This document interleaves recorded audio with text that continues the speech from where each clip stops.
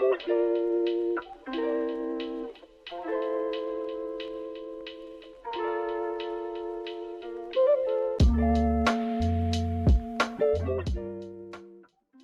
to today's program. My name is Diesen. I'm joined by Mercouris from the Diesen, and our guest today at UN in New York is Dmitry Polyanskiy, who serves as first deputy permanent representative of Russia to the United Nations. Welcome, sir. My pleasure. Glad to see you. Yeah, it's a great privilege to have you on, as I think most people are very unfamiliar with Russia's position. I always said that, at least during the Cold War, we're familiar with Moscow's perspective, but these days there's very little understanding, largely because of the censorship of Russian media, but also from personal experience, I can say any efforts to even explain Russia's position can very easily result in censorship and cancellation. So I think it's a great privilege and opportunity for people to become more familiar with the Russian perspective. So we have a few topics we really wanted to discuss, so I thought we'd just jump into it. We can start with, I guess, the most pressing problem, which is the conflict in Ukraine. As diplomacy obviously has failed completely, resulting in war and little efforts to end it. I was just wondering, how did we end up here, and how do you see the undermining of diplomacy, and has all paths to peaceful resolution been exhausted at this point? Well, Glenn, you're absolutely right. Diplomacy has failed, and you know that there is a rule. Then when diplomats stop talking, then the military men and the cannons start speaking, and that's what we see right now. I think that this crisis was looming for many, many years, evidently, at least from the illegal anti-constitutional coup in Kiev in 2014. But my perception is that it started looming even earlier than this, when it was absolutely clear that the West, and in particular the United States, are keen to make Ukraine a tool of their geopolitical game against Russia in their efforts to weaken Russia. And now they speak, at least not so loudly, but they used to do it quite recently. They speak about inflicting strategic defeat on Russia, which is, of course, wishful thinking and absolutely futile exercise, but they haven't given it up completely. And Ukraine had a very serious role to play. But it all started, in my perception, back at the beginning of the year 2000s, maybe. I can recall the famous Vladimir Putin's speech in Munich in 2007, where he actually highlighted all the dangers that we're facing right now. He made a very clear warning and a very clear picture of our position, of our approaches, of our red lines. One of our red lines, of course, was the encroachment of NATO to the east. We were absolutely vocal about it from the outset. It's not that we started to speak about it recently. No, that's not true. We were speaking about it even in the 90s. Even Boris Yeltsin was not happy about this, because he was aware of the promises that were made to Soviet leaders and to Russian leaders about the fate of NATO. Actually, what was on the table at that time was some kind of a new security architecture for the world and for Europe in particular, where NATO, as far as I can guess, was destined to become part of a bigger organization, bigger structure, something like OSCE plus, where Russia would play an equal role and would have a stake in this common European security. And this was very understandable concept, very logical, after the end of the Cold War, when the Warsaw Pact was dismantled, and it was absolutely clear that NATO doesn't have any more the adversary. And actually, when the Soviet leaders were acting in good faith by dismantling Eastern Bloc, they were also counting on the adequate response from the West. But the West was only paying lip service to this, but it never did anything concrete. NATO continued to expand. Russia's interests continued to be ignored. There were attempts of interfering into Russian internal politics. It's enough to recall the conflict in Chechnya. What was the Western role behind this conflict? We all know about this. So it came to the moment when President Putin in 2007 in Munich made a very clear warning to the West that if we are heading this way, then we will have inevitably problems. And then it all started, you remember, about Georgia, about Mikhail Saakashvili, about all the things that happened afterwards, several attempts in Ukraine. And on top of this, of course, is illegal Maidan coup in 2014, when the pro-American Kiev regime was installed and absolutely sacrificed all the country's national interests for the sake of US geostrategical and geopolitical interests. So we were warning about the fact that the crisis is about to become very hot. Actually, it was very hot. It was hot in the east of Ukraine. You remember that Kiev regime started so-called counter-terrorist operation, which was in fact the attempt to exterminate dissent at the east of the country, to make those who were not agreeing with the new regime, to make them shut up. And it was done with the help of arms, with the help of tanks, with the help of bombs. And they have been bombing the eastern part of Ukraine, Donbass, for 8 years before we started our special military operation. And we made several attempts to bring the situation back to the peaceful route. And you remember Minsk agreements, Minsk 1, Minsk 2. Minsk agreements, as many people accept right now in Ukraine, was the best chance for this country to reunify. It was a clear path, what to do, how to do it. And it was nothing extraordinary. It was no capitulation of Ukraine. It was just a number of actions which is normal for any democratic free state. They just needed to give to the people in the east of the country the same rights as to the others. And these rights included the right, of course, to speak their own language, to give education to their children in their own language, to retain their cultural and historic identity. So I don't think it's something that is extraordinary in any democratic world. Look at Belgium, for example, look at Switzerland. Can you imagine that one part of Belgium, like Flemish part, would be oppressing French part, saying that they are not capable of speaking, not eligible of speaking their own language? What would be the reaction in Paris, for example, or other countries, or Switzerland? And it's even more than this. If you look at Ukraine, you will see that even today, almost virtually every Ukrainian speaks Russian, and majority of Ukrainians have Russian as mother tongue. So you can imagine the scope of all this madness that is being happening in Ukraine, all this oppression of Russian-speaking population, all these attempts to kind of exterminate their own identity, which has always been interlinked with Russian identity, to put it mildly. Some people would say that it's even the same identity. So we warned that this crisis was looming when the West was absolutely sabotaging the implementation of Minsk agreements, when Kiev regime said that it was not going to implement Minsk agreements, and when Zelensky hinted that Ukraine is about to think about acquiring nuclear weapons again. And that was, of course, something that we couldn't tolerate. We proposed draft treaties on European security to NATO and to the US, but they were condescendingly rejected. Then I think that it was the only way for us to proceed. It was not our choice. We're not happy about what's happening. It's a big tragedy for both countries, but it's the only way to solve this problem once and for all, and it's the only way to chase United States and its allies away from this territory. So this is in a nutshell what's my perception, and maybe we can discuss some more details. Well, thank you for that. Can I just say that the whole idea of trying to inflict a strategic defeat upon Russia seems to me to be so astonishing and so incredible that if American spokesmen had not been actually speaking about it, including the American defense minister, I could not have believed myself that such a strategy would be adopted by the United States. But it was.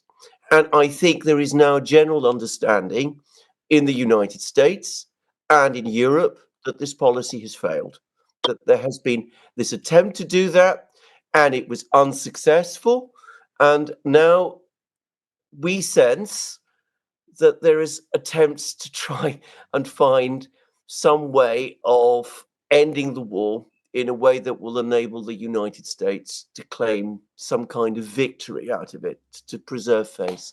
Now, I was reading today a very interesting interview that your Foreign Minister, Sergei Lavrov, has been giving, which he discusses some of the recent messaging that we're getting from the West. There's also been suggestions that the Russians are actually seeking a ceasefire. There was an article to this effect in the New York Times. Can you just set out for us what the Russian position is about talks at this time? Because this is something I think that there's a lot of misunderstanding about. And if you could clarify what the official Russian position is on talks, that would be really helpful.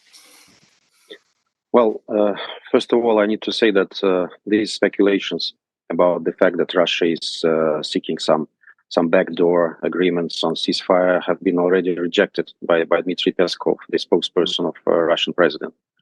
This is, of course, a wishful thinking. This is something that maybe the US is promoting, but we're not paying very much attention, frankly. This is a US problem. They have started this whole thing. They now maybe thinking of some kind of exit strategy, some kind of off-ramp, as they say here in the United States. But it's their problem, it's their headache. We formulated from the outset the goals of our special military operation. Demilitarization of Ukraine and denazification of Ukraine were two among them. So the demilitarization, I think this aim was almost achieved. You see now that in reality, no matter how boastful the Ukrainian politicians could be, in reality they can't fight without Western weapons and Western assistance. And this has been acknowledged these days. There were several statements from Ukrainian politicians saying that if the Western support is not there, then the Ukraine will not be able to withstand even for several days, will not be able to pay salaries to public servicemen. What is it? It means that there is a regime which has been propped up by the West, financed by the West. This regime has already squandered several armies of ammunition, and now this regime, like a drug addict, is not capable of survival without life-saving assistance of this type. It means that this is 100% Western project, supported by the West, financed by the West, and fighting for Western interests. That's what we were warning from day one. So we, again, from day one of our special military operation, we were saying that we are not rejecting negotiations. That was our position. It remains the same as per today. It means that if there is a serious approach from the part of Ukraine and its backers to implement the goals of our special military operation by peaceful means, then we are ready to sit and discuss. But there was a very memorable situation, and it's now being an important point of reference for many people. It was the negotiations in Istanbul and in Minsk in April 2022, immediately after the beginning of our special military operation, when our troops penetrated quite deeply into Ukrainian territory. You remember that they were near Kiev. And then the negotiations were conducted quite successfully, and there was a draft deal initialed in Istanbul. It means that it wasn't signed, but it means that the negotiators at their level had referendum adopted this kind of arrangement. And it was up to Kiev to take the political decision and to sign this treaty. The treaty was advantageous for Ukraine, and it was not recently acknowledged by one of the participants, by Ukrainian diplomat Chali.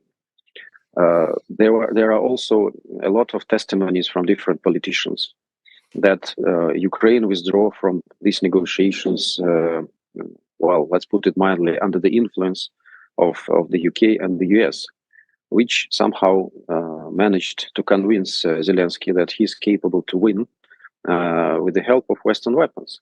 And he made this absolutely foolish and fatal mistake to reject the deal that was on the table and to start fighting Russia seriously with the help of Western arms, counting on the Western support. Maybe he was having in mind the situation that the West will introduce its own troops to Ukraine. I don't know what he was calculating. It's his problem. But in reality, he absolutely missed this best chance for peace ever. And I need also to remind to those who are watching that now Ukraine is boasting, for example, that it has pushed our troops from Kiev, and there was kind of a battle for Kiev. But let's recall the situation: the withdrawal of Russian troops from Kiev, from I would say 30% maybe of the territories that was taken in the first days of the war, was a gesture of goodwill. And it was announced like this, that because of the progress at negotiations, to show our goodwill, we are withdrawing from Kiev, from Sumy, from Chernigiv, and from other regions. Now they are presenting this as a strategic mistake for Ukrainian troops. It was not. They were absolutely surprised by this move, and they were not even believing that this was serious. And they were, of course, incapable of fighting back with their military force at this moment. But nevertheless, our troops were withdrawn back to our frontier.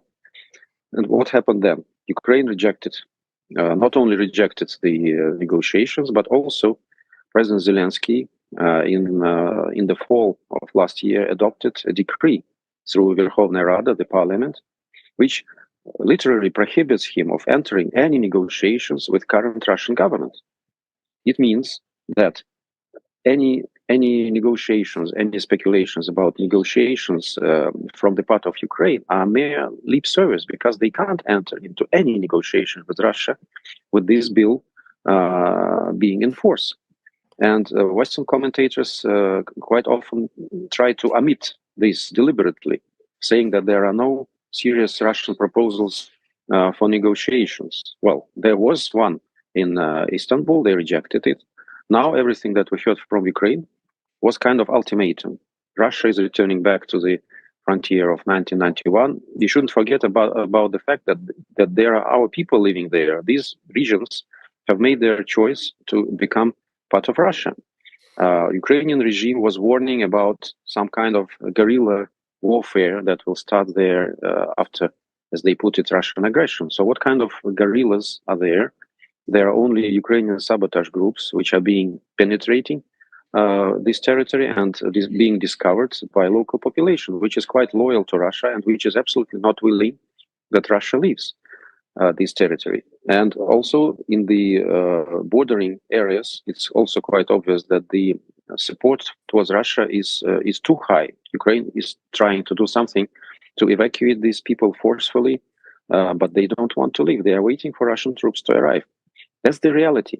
So how can we abandon these people? How can we just trade them off and saying that, guys, you know, it's happened like this, that because of Zelensky regime, we want to give you back to Ukraine, and you will again be assimilated forcefully, and all your rights will be violated and breached by Kiev regime, and we will just sit there idle and look at what's happening. How can we do it? Any kind of deal should encompass several points. It's quite clear. So denazification is one of them. We don't want to have at our borders a state which praises Hitler collaborators as heroes, Bandera and Shukhevich, people who have blood on their hands, blood of Jews, Russians, Poles, Ukrainians, by the way. How can we tolerate this? We will not tolerate this. If we can achieve these goals through negotiations, if we can achieve the goal of Ukraine being neutral and not threatening us anymore from its territory, and pursuing the policy that would answer to the interests of Ukraine and not to the interests of the United States, I can't exclude that there might be some kind of a deal, but I don't see it coming and looming at all. And I can assure you that at least from the UN perspective, many people think that something maybe is happening in the UN, kind of backdoor negotiations. Nothing is happening there, nothing. We only sit there in the Security Council chamber and are trading barbs, and they are being absolutely delirious about describing the situation, not mentioning the Ukrainian representative, who is absolutely crazy and Russophobic and has been so even before the start of our special military operations, not helpful at all. So nothing serious is happening in the UN. I'm not aware of what's happening elsewhere, but I don't see any signs of this. So as far as the waning of Western support is concerned, well, we're keeping champagne on ice, of course. So we hear all these reports, but it's not that we will just, stop our military operation, which is now in a very, very active phase. And you know that our troops are dominating almost everywhere, and there have been very important territorial gains, which are being ignored by Western press recently. And I think it's only the beginning. So we can't stop it and say, okay, guys, let's sit empty-handed and wait when Ukraine collapses. I am absolutely sure that that in January there will be some kind of a deal in the Congress. There will be some kind of the arrangement, and there will be more lifeline of help approved by Ukraine. But it will not change the situation drastically, because the level of support to Ukraine, which it saw recently, was absolutely unprecedented, and it didn't help this country to withstand, and so it will only make its end more tragic, more, I don't know.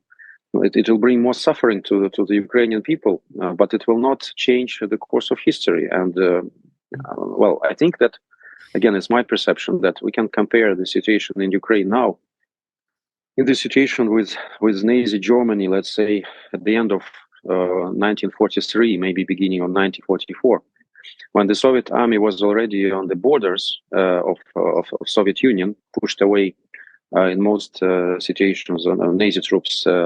But Germany, instead of surrendering and saving a lot of lives and contributing to establishing some kind of security system in Europe, Germany decided to sacrifice its whole population. And Hitler was absolutely misleading their own public.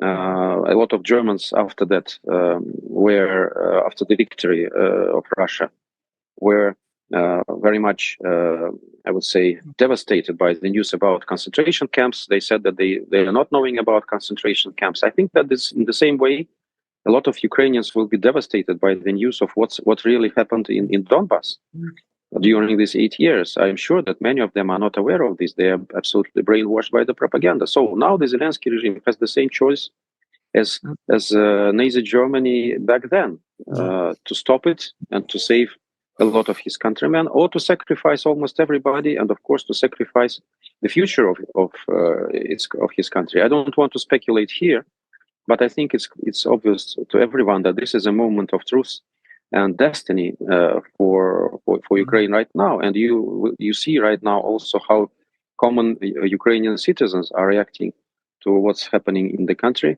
how enthusiastic they are in terms of fighting for Zelensky regime, in terms of this conscription, which is being called conscription to the grave in the country. You see how the long queues of Ukrainians trying to get their passports and all the documents before this law on forceful mobilization enters into force. This is the most important thing. This is the decisive factor, the level of support, and not the amount of arms delivered or not delivered, and money delivered or not delivered. It's absolutely playing no crucial role. It will delay our victory, but it will not derail it. So that's my perception.